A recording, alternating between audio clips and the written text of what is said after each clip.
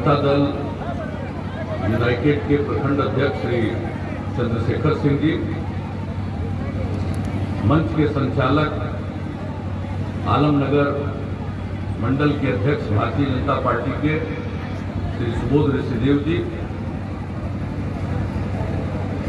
NDA और Janata Dal United के लोकप्रिय उम्मीदवार भाई नरेंद्र नारायण यादव जी, यहाँ इस कार्यक्रम में उपस्थित माननीय सांसद भाई दिनेश चंद्र यादव जी, जदयू के नेता और इसी जिले के निवासी ललन सर्राफ जी, जनता दल यू के मुख्य प्रदेश प्रवक्ता श्री संजय सिंह जी, इस चुनावी सभा में धूप को बर्दाश्त करते हुए आप सब उपस्थित हुए हैं, शामिल हुए हैं। इसके लिए मैं आप सब लोगों को हृदय से धन्यवाद देता हूं और आपका इस कार्यक्रम में हार्दिक अभिनंदन करता हूं। हम लोग तो आपके बीच में आते रहे हैं, कोई इलाका ऐसा नहीं है जहां पर अलग अलग समय जाकर वहां की स्थिति को नहीं देखा है। आज तो हम आपके बीच में आए हैं सिर्फ एक ही अनुरोध करने के लिए कि आप सब 7 तारीख को भारी मतों से पुनः हम लोगों के प्रिय साथी और आपके लिए रात दिन काम करने वाले हम लोगों के नेता श्री नरेंद्र नारायण यादव जी को तीर छाप के बगल का बटन दबा करके भारी मतों से विजयी बनाइएगा। और देखिए, ये लगातार अभी तो बहुत सारी बातों की चर्चा संक्षेप में हमारे सभी नेताओं ने, चाहे दिनेश चंद्र यादव जी ने कहा हो, नरेंद्र नारायण यादव जी ने कहा हो, अन्य साथियों ने कहा हो, सब लोगों ने विकास के जो काम हुए हैं उसकी चर्चा की है। मैं तो इतना ही जानता हूं, प्रारंभ से ही जब से हम लोगों का संपर्क है, संबंध है, और जब से सरकार आप लोगों के द्वारा बनाया गया, हम आपको यही कहेंगे कि भाई नरेंद्र नारायण यादव जी, अगर इलाके की कोई समस्या हो तो जरूर उसकी चर्चा करते हैं और उसके समाधान का प्रयास करते हैं। मैंने देखा इस बार भी जो बाढ़ की स्थिति आई है तो इन्होंने ही चर्चा किया और तत्काल जो भी प्रभावित इलाका था उन सभी जगहों पर जो भी सहायता की जा सकती है उसके लिए इन्होंने ही प्रयास किया। तो देखिए, इलाके के और जिले के विकास के लिए, राज्य के विकास के लिए इनकी जो मंत्री पद की जिम्मेदारी है उसको हमेशा निभाते रहते हैं। और आज इन लोगों ने सड़क से लेकर के कई चीजों की चर्चा कर दी। हम तो सिर्फ आपको बहुत ही संक्षेप में, देखिए, ये कोरोना के चलते चुनाव आयोग ने बहुत कम समय चुनाव के लिए दिया है, चुनाव प्रचार के लिए, इसलिए चाह करके भी सब जगह हम लोग नहीं जा पा रहे हैं। अधिक से अधिक जाने की कोशिश करते हैं। आपके बीच आने का मौका मिल गया, इसके लिए मुझे खुशी है।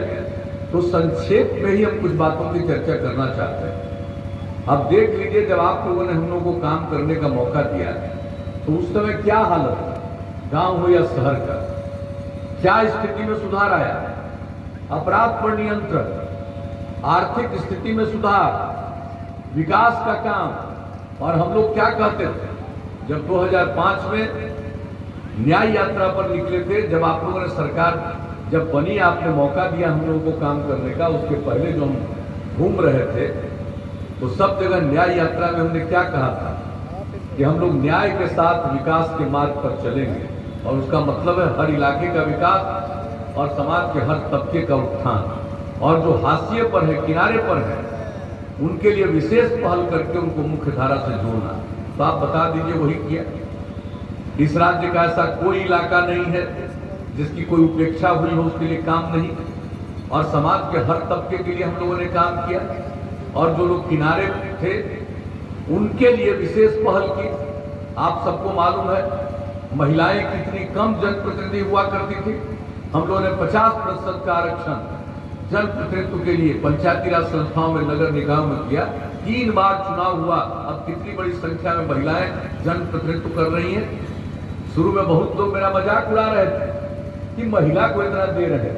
हमने कहा कि अरे महिला के बिना कोई काम होने वाला नहीं है, पुरुष और स्त्री सब काम करेंगे तभी समाज आगे बढ़ेगा। और आप देख लीजिए जो जनप्रतिनिधि महिलाएं हैं वो कितना जागरूक रहती और किस तरह से अपने इलाके के विकास के लिए काम करती। लड़कियां स्कूल में कम पढ़ पाती थी गरीबी के कारण, हम लोगों ने उनके लिए पोशाक योजना, साइकिल योजना की शुरुआत की। कितनी संख्या अब लड़कियों की हो गई। 9वें क्लास में हमने सर्वेक्षण कराया था, लड़की की संख्या इतने बड़े राज्य में मात्र 1,70,000 से भी कम। और जब हमने साइकिल योजना की शुरुआत कराई तो क्या आत्मविश्वास का भाव पैदा हुआ, लड़कियां साइकिल चलाकर स्कूल जाने लगी, जो वातावरण बना। और कई जगह लड़कों ने भी हमसे मांग किया कि अंकल हम लोगों पर भी ध्यान दीजिए, तो हमने उन लोगों के लिए भी साइकिल योजना की शुरुआत करा दी। लेकिन आप देख लीजिए कितनी जागृति आई लड़कियों में। और अब लड़का लड़की बराबर।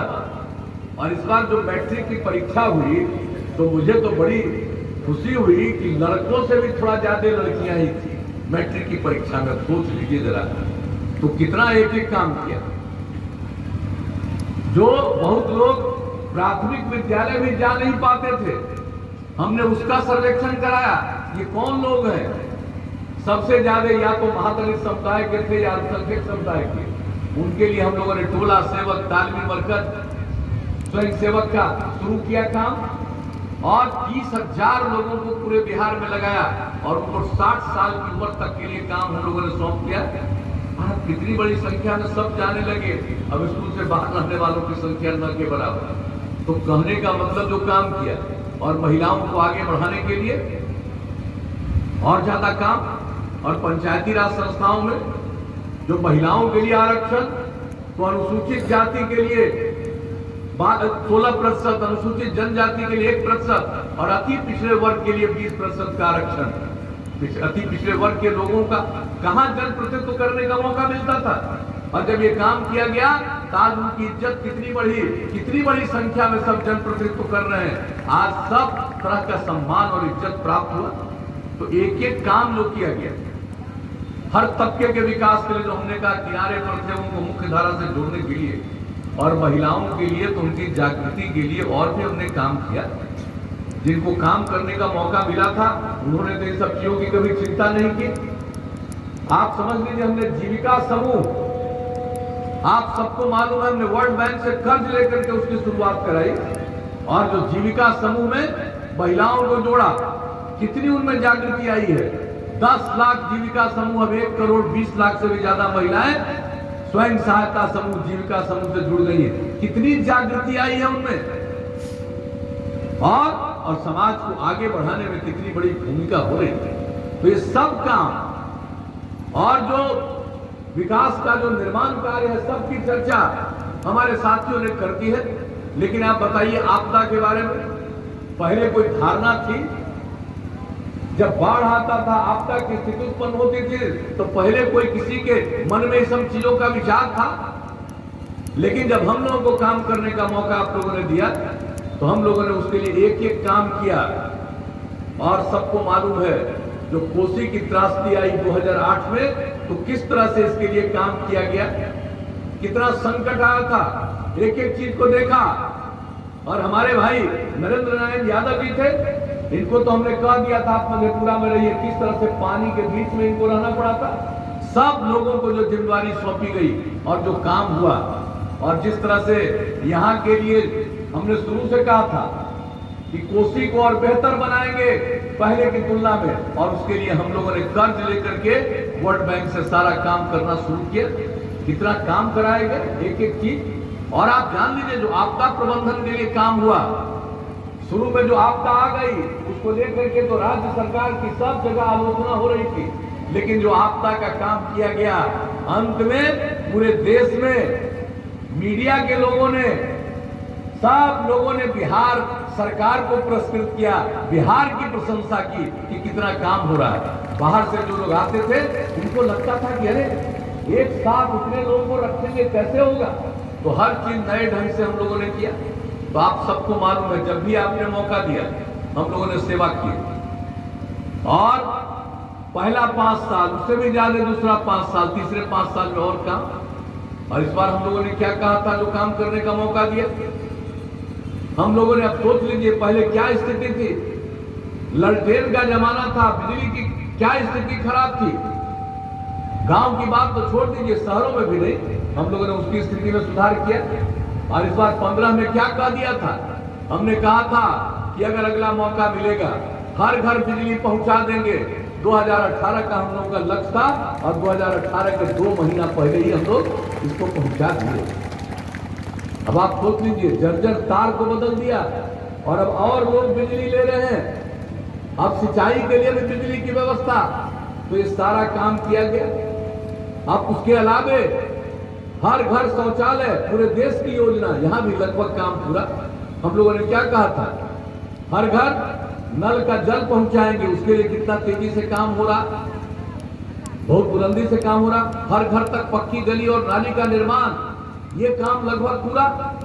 तो जो भी हम लोगों ने वादा किया, महिलाओं को सरकारी सेवाओं में 35% का आरक्षण, कोई भी आप जान लीजिए कितने कम संस्थान थे, हम लोगों ने तय कर दिया कि हर जिला में हम इंजीनियरिंग कॉलेज, हर जिला में पॉलिटेक्निक संस्थान, हर जिला में पैरामेडिकल संस्थान, हर जिला में जीएनएम संस्थान, हर जिला में महिला आईटीआई, हर सब डिवीजन में आईटीआई और एएनएम संस्थान, ये काम हुआ। और जब शुरू किया था हम लोगों ने, तो हम लोगों ने क्या हाल था मेडिकल कॉलेज का, हम लोगों ने सबसे पहले 3 जगह मेडिकल कॉलेज का निर्णय लिया। और आपके मधेपुरा के लिए भी जो मेडिकल कॉलेज बनाया गया, अभी हमारे साथी चर्चा कर रहे थे, कितना सुंदर बना है, उसका काम शुरू हो गया, उद्घाटन हो गया। तो एक एक काम तो हम लोगों ने किया। हर मेडिकल कॉलेज में नर्सिंग कॉलेज, तो एक एक काम, जो गरीब परिवार के लोग हैं, अपने बच्चों को इंटर के आगे नहीं पढ़ा पाते हैं, उनके लिए हम लोगों ने स्टूडेंट क्रेडिट कार्ड योजना 1 लाख से 4 लाख रुपए तक की मदद। और हम बराबर कहते रहे कि भाई आगे पढ़ाइए, आगे बढ़ाइए, विकसित होगा। और उसके लिए जो हम लोग आपको ऋण दे रहे हैं 4 लाख, चिंता मत करिएगा, अगर आप पैसा लौटाने की स्थिति में नहीं होंगे, माफ कर दिया जाएगा। ये सारा काम करके लोगों ने कितना लाभ उठाया। और उसके बाद जो लोग आगे नहीं पढ़ सकते, कोई काम की तलाश में घर के बाहर जाते हैं, 2 साल तक 1000 रुपए का की सहायता प्रति माह। और उसके अलावे उसको हमने स्वयं सहायता भत्ता का, और इसके अलावे लोगों का ट्रेनिंग। अरे कोई नहीं पढ़ा है, कोई भी काम करना चाहता है, तो अगर कंप्यूटर पर काम करना आएगा तभी उसको काम मिलेगा। तो हम लोगों ने जो कुशल युवा कार्यक्रम में कितने बड़े पैमाने पर ट्रेनिंग की व्यवस्था कराई, 10 लाख से ज्यादा युवक युवतियों ने ट्रेनिंग ली और संख्या बढ़ती जा रही है। तो जो हमने कहा उसको पूरा किया। और जान लीजिए, हम तो यहाँ के बारे में आपको बता देना चाहते हैं कि आपके यहाँ आलमनगर विधानसभा क्षेत्र में जो हर घर तक पक्की गली और नाली, 697 वार्ड है आपका, काम पूरा। ग्रामीण टोला संपर्क योजना में 9 बसावटों को संपर्कता प्रदान की गई। हर घर नल का जल, उसमें 327 वार्ड में काम पूरा और तेजी से बाकी काम चल रहा। तो एक एक चीज। और ग्रामीण सड़कों को का निर्माण कराने के लिए कुल 133 ग्रामीण सड़कों का निर्माण कराया गया। कुल लंबाई उसकी 366 किलोमीटर, 346 किलोमीटर, और इसमें कुल लागत आई है 269 करोड़ रुपया। तो किसी भी काम के लिए हमने किसी इलाके को छोड़ा नहीं। और आपका इलाका तो खैर सवाल ही पैदा नहीं होता है, इसके लिए तो हर काम के लिए भाई जो हमने बताया, भाई नरेंद्र जी जो बिजी रहते हैं, व्यस्त रहते हैं, काम तो करते ही हैं। हम आपके बीच यही कहने हैं, भाई हम लोगों को मौका दिया, हमने काम किया। अब आप फिर आगे मौका दीजिएगा तो हम कुछ बात आपको बता देना चाहते हैं। अगर अगली बार मौका दिया, अब तो हर घर बिजली पहुंचा दिया है, अगली बार मौका दीजिएगा तो हर गांव में हम सोलर स्ट्रीट लाइट लगाएंगे, रात में घर का बत्ती बुझाइएगा और पूरे गांव में उजाला ही उजाला रहेगा सोलर लाइट। कहीं भी घर से निकलिएगा कोई दिक्कत नहीं। और गांव में जितना काम करवाया सबका देखभाल, और सबसे बड़ी बात है साफ सफाई, शहर हो या गांव, सब जगह करवाएंगे बड़े पैमाने पर, ताकि पर्यावरण पर कोई संकट नहीं आए।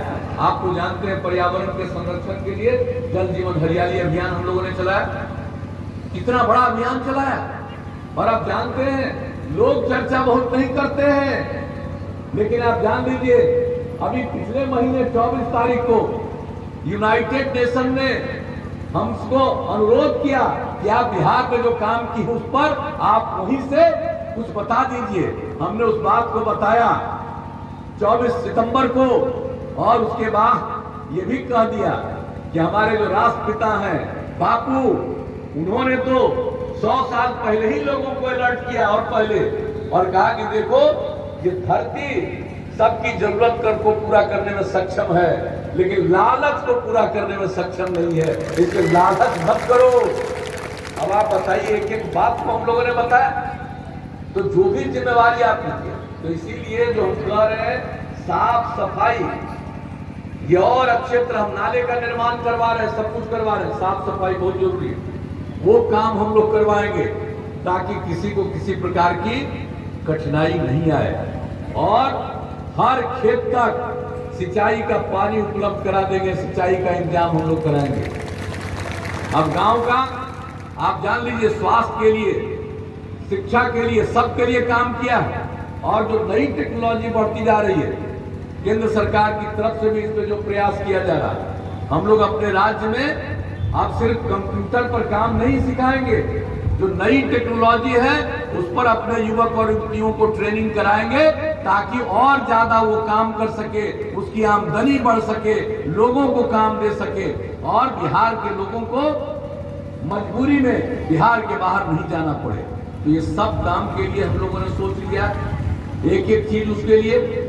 और गांव में जो हर घर गांव को पक्की सड़क से जोड़ने का हम लोगों ने काम कर दिया लगभग पूरा।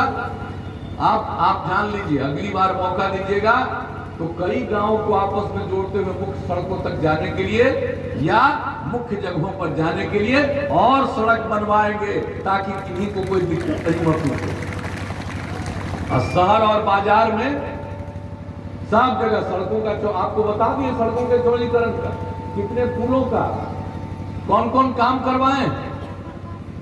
भाई नरेंद्र जी भी आप उसकी चर्चा इन्होंने कर दी है, मैं दोहराना नहीं चाहता हूं। लेकिन सब चीजों के बावजूद कई जगह बाईपास बन रहा, लेकिन अगली बार मौका मिलेगा तो हर बाजार, हर शहर में हम लोग बाईपास बनवाएंगे। और जहां बाईपास के लिए जमीन नहीं मिलेगा वहां सड़क के ऊपर सड़क बनवा देंगे, फ्लाईओवर बनवा देंगे। और स्वास्थ्य के लिए आप जान लीजिए, गांव में भी रहते हैं, नई टेक्नोलॉजी के मदद से तुरंत अस्पताल को सूचना होगी, चिकित्सक आपको सलाह देंगे, जांच होगी। और साथ साथ जो पशुपालन करते हैं, पशुओं के टीकाकरण का तो इंतजाम कर दिया गया, लेकिन वो जो बीमार होता है, लोगों को खर्च आता है, तो 8 से 10 पंचायत पर पशु चिकित्सालय खुलवाएंगे और नई टेक्नोलॉजी के सहारे हर गांव में उपस्थित रहेगा।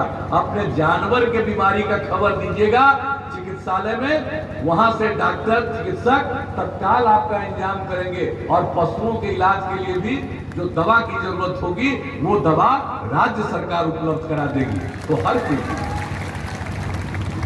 पर्यावरण का संरक्षण, इलाके का विकास, सबको काम करने का मौका मिले, ये सब काम हम लोग करते रहे हैं। आगे भी मौका दीजिएगा तो बिहार को और केंद्र सरकार की तरफ से भी जो कई सहयोग बिहार के लिए विशेष तौर पर मिल रहा है, सबको लेकर के हम लोग आगे बिहार को नई ऊंचाइयों तक पहुंचाएंगे, उसमें कामयाब होंगे, ये हमको पक्का भरोसा है। तो आप लोगों से यही हम अनुरोध करने आए हैं कि फिर मौका दीजिए, आप फिर नरेंद्र बाबू को जिताइए, यही आग्रह।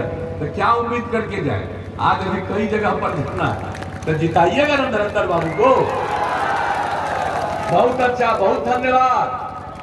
तो अब आप बताइए, हम इनको जीत का माला पहना दे?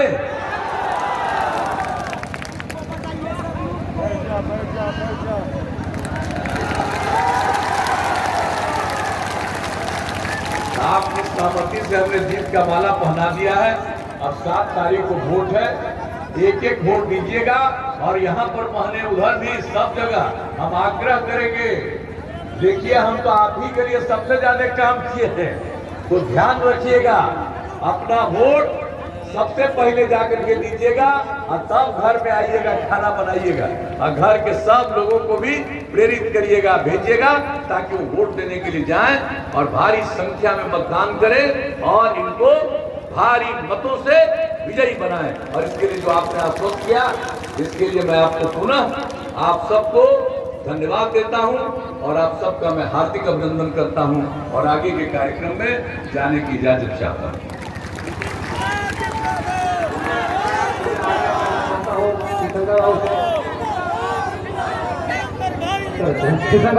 धन्यवाद करके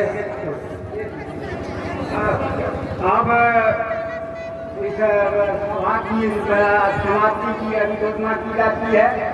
साथ ही मैं आदरणीय बिहार के विकास पुरुष और हमारे पार्टी के राष्ट्रीय अध्यक्ष नीतीश बाबू का हार्दिक अभिनंदन और धन्यवाद देता हूँ कि आपने यहाँ पधार कर हम सबों को एक साथ किए हैं। सदा आपके आई रहे हैं, सदा आपके प्रेरणा के साथ जुड़े हुए हैं।